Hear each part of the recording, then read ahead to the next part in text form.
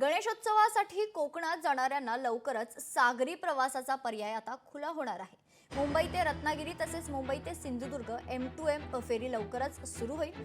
500 प्रवाशांसह 150 गाड्या वाहून नेण्याची क्षमता आहे। मुंबई ते विजयदुर्ग प्रवास अवघ्या 4.5 तासात तर मुंबई ते रत्नागिरी अवघ्या 3 तासात पार करता येईल। गणेशोत्सवापूर्वी कोकणवासियांना राज्य सरकारने ही भेट दिली आहे। जी आमची फेरी आहे जी आम्ही अगोदरही तुम्हाला सांगितलं होतं, मांडवा टू रत्नागिरी आणि माझगाव टू रत्नागिरी आणि माझगाव टू सिंधुदुर्ग हे येणाऱ्या काही दिवसामध्ये काही आठवड्यामध्ये आम्ही जाहीर करून ती सुरू करणार आहोत।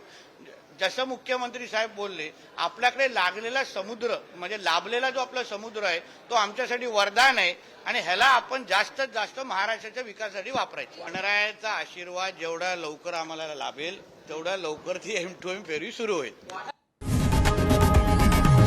लोकशाही मराठी ऐका, पहा, जागरूक रहा।